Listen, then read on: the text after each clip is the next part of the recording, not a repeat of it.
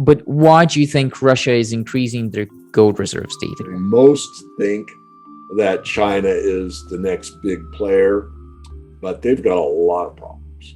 And it could be Russia. And is it likely that that whale is Russia buying up even more gold than what they're disclosing? And Russia could issue a gold-backed crypto, for example.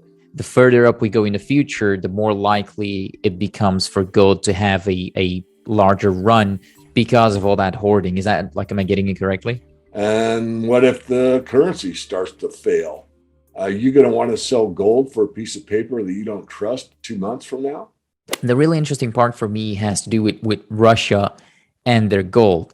And I saw a Money GPS video. Shout out to that channel on YouTube, by the way. I get a lot of education on there. But so he presented a few charts on his show where you could see how Russia's gold reserves are increasing aggressively, and their reserves of the US dollars are plummeting, basically. Right. Yeah. And then at the same time, he also pulled up a historical price chart of gold, and then he put it over a historical chart of Russia's gold reserves. So you could clearly see the correlation. It was pretty obvious that the more gold rises in price, the more Russia buys. It was almost a perfect correlation. So definitely in recent times. But why do you think Russia is increasing their gold reserves, David? What do you think that means? Like, why are they doing it, and what are they trying to mitigate with it? Well, until it changes, we've got, nearly 5,000 years of history. And if you follow the money, which means gold is money and everything else is credit. So now it's very simple. You follow the gold. If you look at the, sun never sets on the British Empire, they held most of the gold. And then when the British fell, the U.S. rose. And you look at how much gold purportedly went into the U.S. and purportedly still is in Fort Knox, which is much less than it was before the Bretton Woods system in France and others caught on to the U.S. printing more pieces of paper than what's gold to back it up. And they started to drain the gold supply. And now where's the gold? Russia. So if you follow the money, meaning gold, and you look at where the gold is, you kind of know the next power play. So all you have to do is look at Britain. Okay, they're number one. Okay, then it goes to the U.S. They're number one. Okay, now it goes to Russia. They're number one. I would say it's probably China / Russia, and I don't think they get along as well as most people do. I'm making a presupposition there. Everyone can make up their own darn mind. But so in a disorderly fallout, gold's the money of last resort. And Russia could issue a gold-backed crypto, for example, and be independent of their own currency that's outside of the system as it exists now.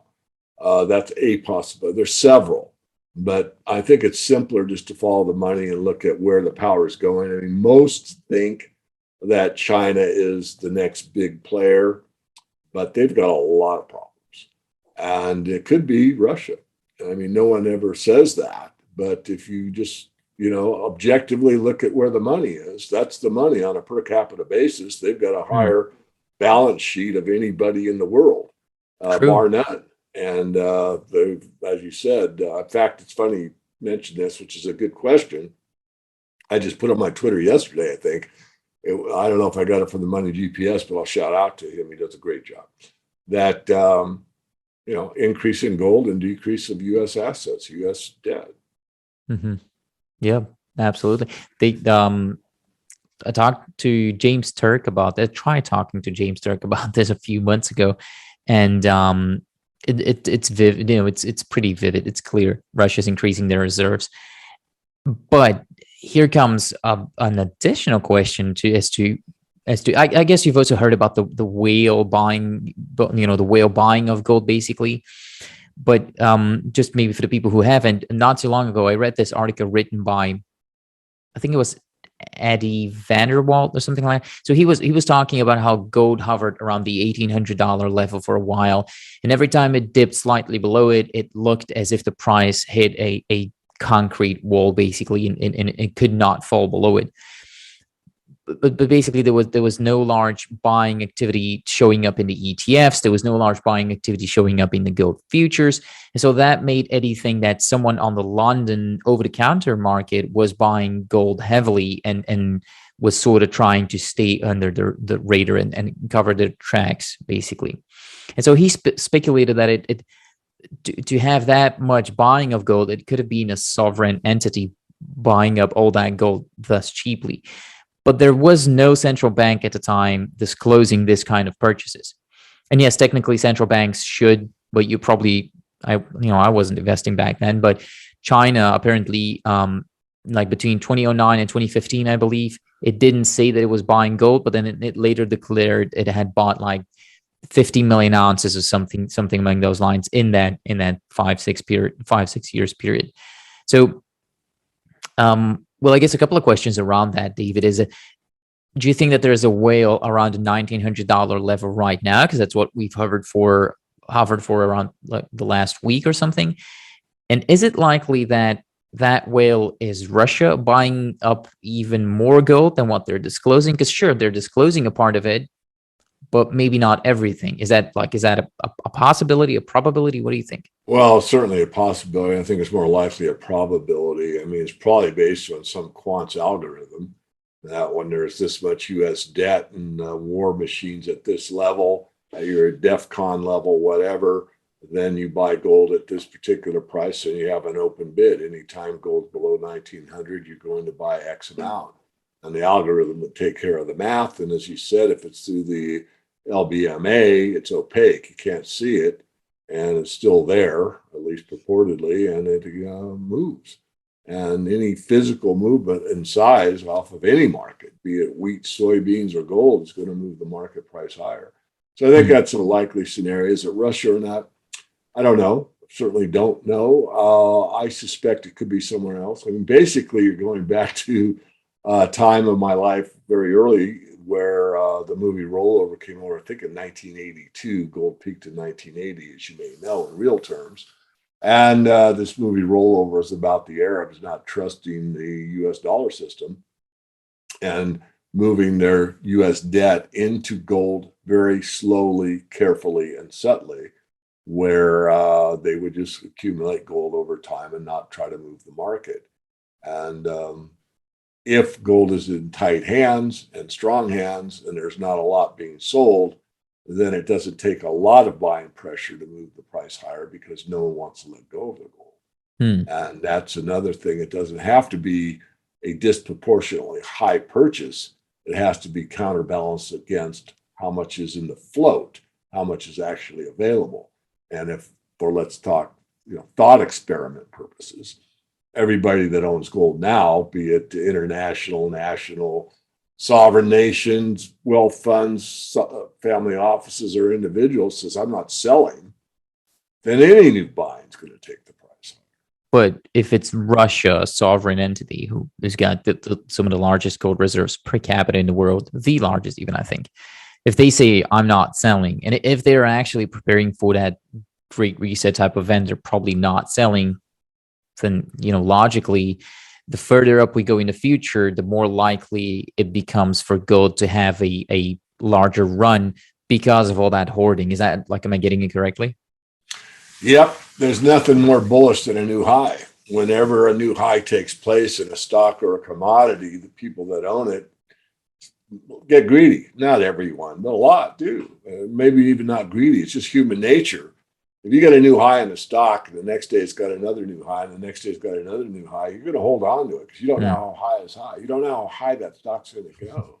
So there's very little selling pressure. There's no overhead resistance. There's nobody that bought it at $10, watch it go to $5 and gets back to 10 and says, oh, I'm so relieved I haven't lost anything, and sell it. That's called overhead resistance. And oh God, I haven't lost anything. Thank God, Like say Bitcoin. When Bitcoin gets back up to 67 or whatever the recent high was, there'll be people that bought it at 60 or 65 and it'll get back up to 65 and oh, I'm selling it. And then it may get through that resistance and move upward, or it might get that resistance and fall.